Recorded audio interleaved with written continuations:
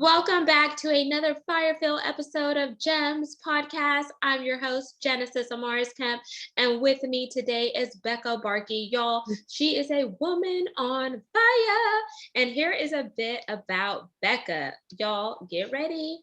So Becca Bahrke is an entrepreneur in the digital talent management space, focused on the intersection of creators and brands as both seek to inspire cultural movements. As the CEO and co-founder of Illuminate Social, Bahrke is reshaping the evolving industry to bring more professionals and transparent representation for creators. Becca has been on the forefront of the creator management industry, building an impressive portfolio of clients and owning best practices to set new standards that benefit creators and brands. Who doesn't want that or need that? But before founding Illuminate Social, Bahrke served as the vice president of talent at Socialyte, one of the industry's top influencer management companies. But without further ado, I want to let Becca introduce who she is and a fun fact. So welcome, Becca. Well, thank you for welcoming me. I'm so excited to be here this morning. So yes, I'm Becca. To give a fun fact, well, I actually had a blog way back 10 years ago before I even knew that this whole industry could be a full-time job for me, which I just think is really interesting how this all came full circle. And I did a blog as a hobby. Thank God it's finally deleted from the internet. No one needs to see that, but it's kind of come full circle for me. That is amazing, Becca, but I would challenge you a bit here. I think that your blog should be seen because that's a part of who Becca Bahrke is, and you've evolved personally as well as professionally. And it's always good to go back and reflect and look at our growth, but that's just me. So I don't know if you want to take that up as a challenge, but I know today we're going to talk about creator and influencer economy, and then we're going to weave in some of the other pieces that make you a SME, subject matter expert, such as leadership, building teams with empathy and intention, because there's a lot of people who form teams, but they don't have the empathy whenever they build the teams. And sometimes those team members, they feel seen, but not necessarily heard. So when you started your business, what was that like for you? And let's start with the hard stuff, because sometimes people never peel the onion layer back and go beyond the surface level. And going into business, sometimes it sucks because when you go from, being an employee working for somebody else, the procedures, the policies, and everything is there. IT, marketing, everything that you need is there. But whenever you launch something of your own and you're building that dynasty and empire, it's you all by yourself on the forefront until you begin to scale up and have enough revenue coming in where it makes sense to outsource. Yes, I love that question. I mean, I was IT when we first started. I was bookkeeping, I was legal, I was everything in the beginning. And I knew that, I was fortunate enough to have investors, so I was able to scale the business how I wanted to. But at the same time, I needed to do it slowly still. So, when we didn't have IT support, that was me trying to figure it out or Googling things. How do I set this up, whatever. And I'm not very good at that. I'm going to just admit it. IT is not my area of expertise. So that was, a bit challenging and figuring out, okay, at what point do we need these kinds of services? Are people even going to run into IT questions? Like thinking how that's going to work. What does healthcare look like? 401k, all of these things, and figuring out how do we make this a place that people want to work at other than, knowing me and believing in me, because everyone I hire isn't going to know me. So from the beginning, I was lucky and fortunate enough to have people within my network who were interested in coming on board, which made that transition a bit easier. And then it was scouting new people who had to take a risk on this new company that they'd never heard of. So I spent a lot of time on Clubhouse because right when I started, Clubhouse was really big. I think it's still, people are going on it daily, but definitely don't have as much time for it. Spent a lot of time on Clubhouse. I hired 2 people that I met through Clubhouse, actually, because I wanted to make sure that I wasn't just hiring people I knew, and I was hiring people who were within the industry already that could provide a different perspective. So that was really my first, inaugural address, basically, to my team once we had everyone on board was, there's some of us here who are familiar and we know the process that we like to use and what works. But I want to get rid of that because we're bringing in new perspectives, because obviously there's something wrong with how we were doing things before. So how can we integrate all these perspectives and make this better? So that was really great at the beginning, is having those conversations with the team, figuring out what is going to be our unique approach on this so that we just have the best, agency out there. That is amazing. And one thing that really stood out whenever you were giving the background, that, in my opinion, that was a competitive advantage for you, Becca, was the fact that you had investors starting out in the beginning. And a lot of startup companies don't necessarily have investors in the beginning. So they're doing a lot of bootstrapping.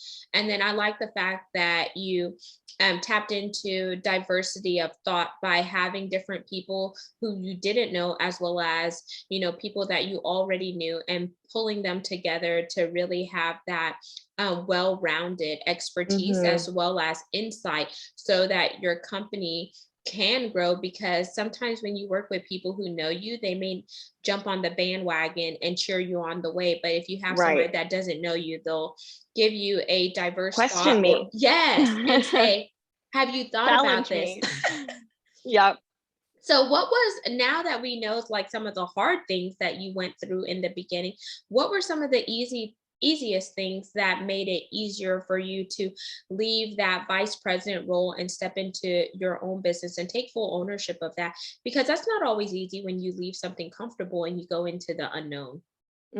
I would say the easiest aspect of that was I had a clear vision on what I wanted, and my investing partners were aligned with that. They knew they might have to support me in a different way because of exactly what I wanted to do to start this company. And that was, finding the right talent managers in the beginning and making sure that no matter what, we have the capital in order to pay our influencers on time. That's a huge problem in the industry, is creators do their work just like freelancers in any industry and then don't see a paycheck for 90 plus days to 6 months. And that's just no way to live as an entrepreneur. So I really wanted to build a place where we could do things right from the beginning and not have to kind of backtrack. So again, I was very fortunate to have investors. Not a lot of people get to say that. So I wanted to extend that privilege to others in the community, whether it was people I hired who didn't have this opportunity before, and now they can have a full-time job within this industry instead of working freelance, or to our influencers who are now getting paid timely and don't have to take a second mortgage out on their home. So that just feels really happy to me. And that was the easiest decision to make from the forefront in order to have a successful company. So let's dive a little bit deeper. So how did you already have investors with you from the start? Because someone listening to this episode may be aspiring to do something similar that you're doing, and they may not necessarily know where to find those investors or how to get that investor to buy into their vision, because their vision is very new. And did you work with any VCs, venture capitals? Did you have any, like, were any of the investors family members or friends, or maybe someone from your old place of business? Yeah, so again, I was really lucky where basically another company wanted to hire me for a role that then ended up making sense to develop our own company under this company. So in our initial discussions, we kind of paved a path of, okay, this is what you're going to do. And then it was like, actually, let's have you build a whole division, a whole company under our umbrella. You'll do your thing. And it can be a symbiotic environment where we can kind of all feed each other. So talking to the right people who, found interest in what I was doing, recognizing my talent, and then giving me an opportunity to shine. So, in that moment where we kind of pivoted from, you'll be hired by us, into let's create a company, I did need to put together then projections, a business plan, everything to say, okay, this is what I can do. This is why you should give me this money, and let's make this happen. So that obviously worked out and put together a good business plan. And not everyone knows how to do that. And I even got help from the investors. I put together my business plan that was very chaotic looking. It was like my brain just like thrown up on Excel. And then, they brought in their finance person who was like, okay, let's like make sense of this and make a clear business plan proposal. So having that guidance was very helpful, since obviously, I didn't have the intention of starting a company when I came into this opportunity. So yeah, that just really helped me. I had a lot of resources to help me where I am now. That is amazing. So, some key things that stuck out were synergies, collaboration, partnership, and connecting your subject matter expertise with other experts to really build up to where you are. And Mhm. since you are a thought leader, Becca, and you're doing incredible things, what are some of your core values and competencies, because that is a part of the creator and influencer economy. Because if people see Mhm. you as a leader that leads by not just speaking words but by taking actions, they're going to buy into your vision. So let's unpack that. Yeah, I am a huge Brene Brown fan. Love it. Love her podcast, her books, everything. I just finished Atlas of the Heart, and I feel like it really spoke to me and how I want to speak to my team and also to our roster. And I think kind of a major pillar there of what I've learned is speaking the same language. Atlas of the Heart is all about communication, and how if you can communicate effectively, then you will succeed. So even something as little as being able to define when you're stressed versus you're overwhelmed is going to help in our efficiency process. If you're overwhelmed, I shouldn't come at you with problem solving tips. I just want you to step away, take a beat, we'll come back to it. If you're stressed, we can problem solve this out. We can talk. You're not like at the point yet where you just can't think. So being able to communicate effectively, I think, is so important. And then that leads into transparent communication. So outside of just understanding language communication, it's how do you actually provide information that people deserve to know, because it's their career, because it's their livelihood, and that's how you establish trust. So I think for me, those are the really main points. Trust and transparency are, again, the core values of Illuminate Social, and we just try to continuously reinforce that through our actions and our behaviors.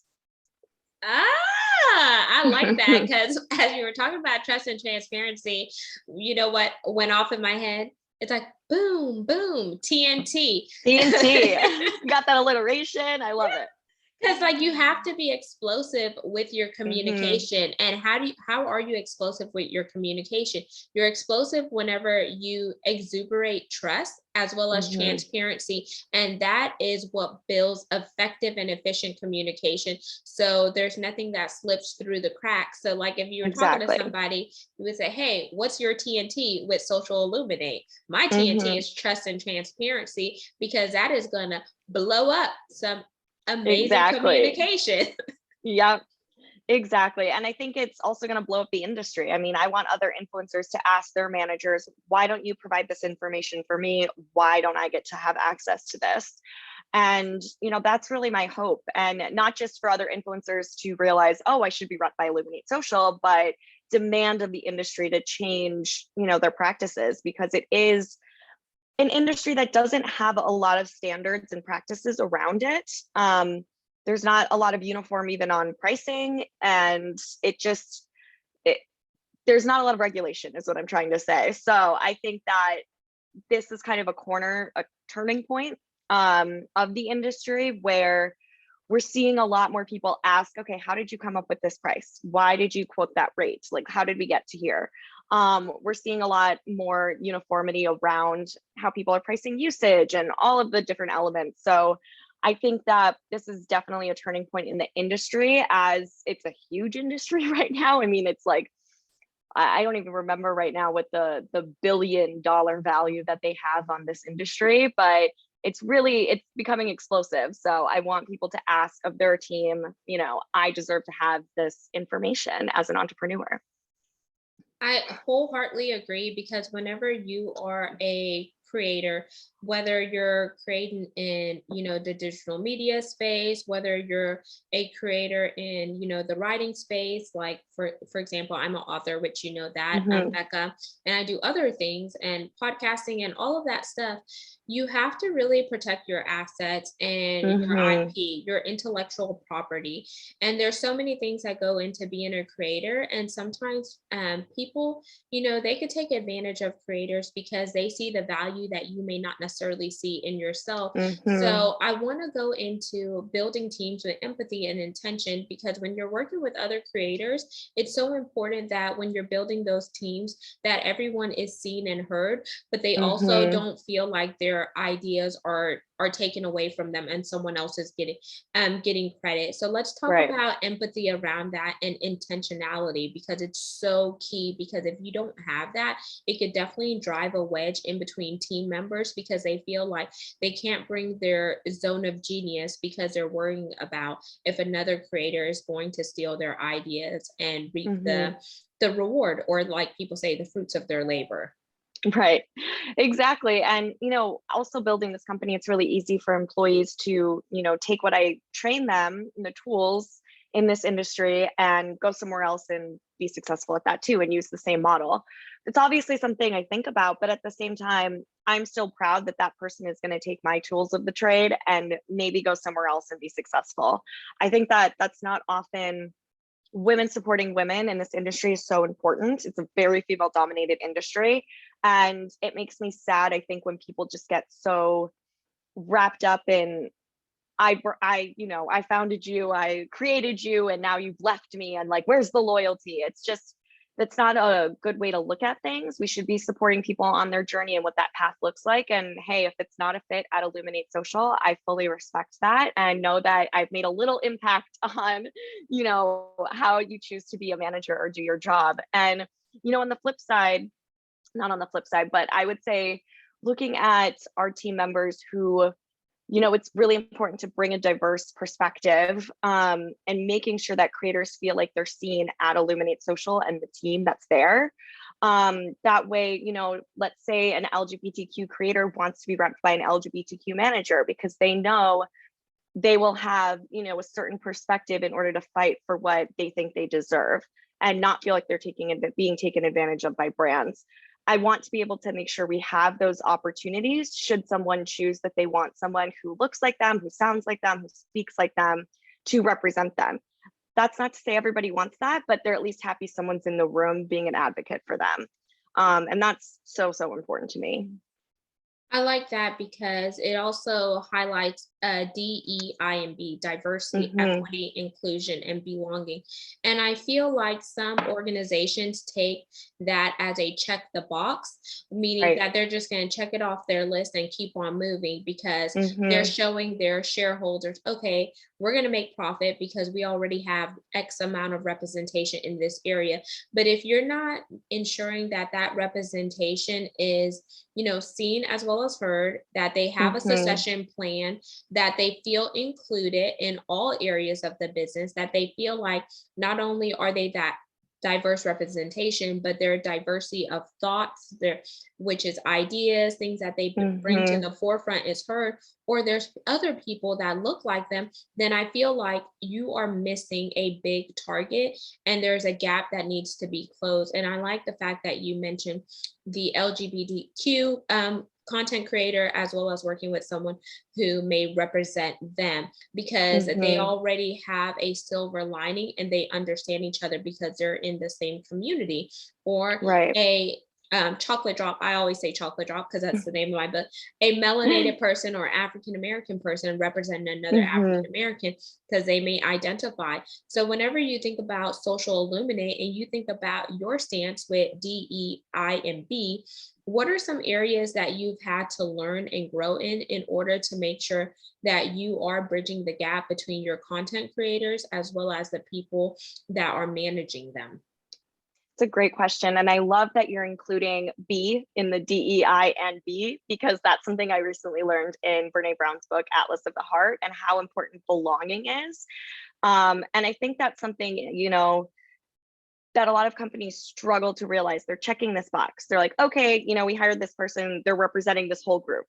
And that is where you lose that sense of belonging and feeling visible, where somebody feels like, okay, I'm here to represent the whole Black community. And like, what? That's crazy. I've got my own perspective. We have to think about intersectionality. Every single person is going to come from a unique background, and that brings what their perspective is. So, if I were to say, we've got a Black manager, all Black talent should go to that person, that's ridiculous. That's not what this should look like. It should be that people feel like I want my team to feel like they're included in the process in making those decisions and who they want to represent and work for. Similarly with the talent that we represent, it's finding the right match of somebody who's going to be a perfect fit for you, because that's the person you're going to talk to all the time. You're going to text late night when you've got problems. They're really your advocate. So it has to be someone you're comfortable with, and it can't just be because we are checking a box. So that is so, so important to me, and making sure voices are heard, opinions are heard, because again, that is how I create the process that our team uses, is based on everyone's differing perspectives on the right way to do something, taking it all in, taking everyone's opinions and being like, okay, now here's the clear path forward. Do we all agree on this? Is this going to be the right way to do things? Is this how we can all succeed? And if someone isn't succeeding, how can I look at it and think, have I given this person all of the tools that they need in order to succeed? And really looking at that individual, not just how I look at everybody, is using my training guide, which I have a very in-depth training guide that I use for everybody, but that doesn't mean that every person's going to succeed from it. Someone might need a little bit more help. Someone might need some more one-on-one time, a little bit more, industry knowledge or reading materials in order to fully understand what we're doing. So yeah, I love belonging is such a new term for me, I think. We always knew what that word meant, but I feel like I'm, as of late, getting a real understanding of what that means and what that looks like within my team. And I love that because it shows that you are growing. And that's important whenever you are in business, because you're not in business by yourself. And so you Right. have to grow personally as well as professionally, as well as your team members. So whenever you think about how far you've came with Social Illuminate, and you think about the people that are working for you, what are some gems that you would like to leave with our listeners and viewers? And remember, the core pillars are to educate, inspire, and motivate, while we intersect D, E, I, and B, because we all come from various backgrounds, and we're all here to share our stories so we could help ignite something else in somebody else, because we have to make that imprint. And while we're making that imprint, it's driving the impact in order for us to be world changers that we want to be. So sometimes you could challenge yourself as well as your team members, and you could say, who do you want to be? Is number one.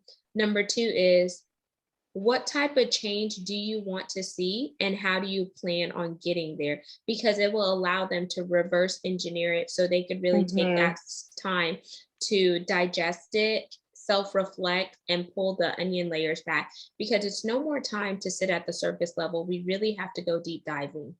Yes. And I would say, the first gem is never stop learning.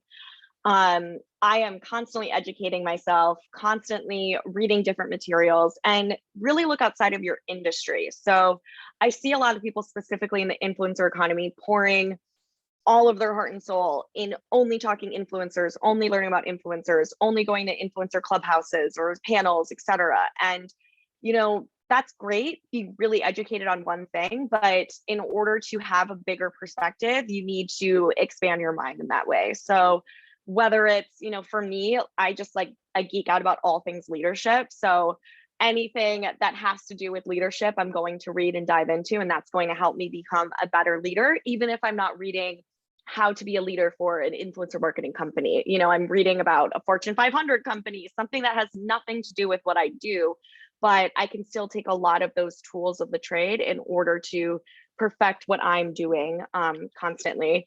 And I think constantly checking in with your team as well. So I recently did, a New Year's survey, just wanting to see okay, how are you guys understanding our resources? How are you doing? We do a weekly meditation. Are you guys even attending? Because we do this for a reason. And if people aren't making time for it, I want to make sure I'm maybe switching it up and not just staying with the status quo, month over month. And we just launched, I got a lot of great suggestions where people wanted to do a lunch and learn series. So we're starting that today, where I actually am talking about Atlas of the Heart, since I loved it so much and I think everyone should learn about it. And then we're going to bring in other guest speakers so people can widen their perspectives. And it's not just, again, about influencer marketing, but a lot of different topics for people to learn and expand their minds. So yeah, constantly checking in with your team is so important, and making sure, what your week looks like, whatever the weekly team meetings look like, change it up. It shouldn't be the same year over year. It should change, maybe every quarter, change it up, get people's attention, and continue to have them explore. Amazing. So never stop learning and check in with your team. Lunch and learns are great. I can't stress that enough, coming from corporate America for 15 years. Like, that is the quickest way to bring a group of people together. If you say, hey, I'm going to provide lunch for you, but then I'm also going to educate you, because then it brings everyone together. So it's like a mini team building. You're eating some good food, and then you're learning. So that is kudos to you. And I'm so glad that you're starting that, because I think it's going to be amazing. And I like that you're going to talk about something that is near and dear to your heart. So Atlas of the Heart by Brene Brown, because everyone should pick it up.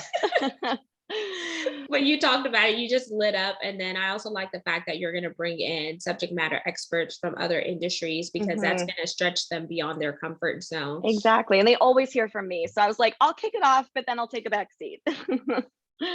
Amazing, Becca. And what is your call to action? What do you want the listeners to do after hearing you on this segment? I would say challenge yourself, and to learn a new topic, and really explore something that's new and going to be dear to your heart. I think it can really surprise you, the things that you end up being so passionate about, and then being very, educated on. It's great to learn something new. So that's what I'd leave for everybody, no matter what industry you're in. And now I'm sure they're dying to know, or eager to know, how can they get in touch with you, Becca? What's your website information? Where do you hang out on social media? And if they just want to reach Becca Bahrke, not your VA, not your virtual assistant, not somebody that just picks up the phone and say, press 1, press 2, but Becca, how can they do that? Yeah, so our website's illuminatesocial.co. We don't have the com yet. And my email is becca@illuminatesocial.co. You can find me on Instagram.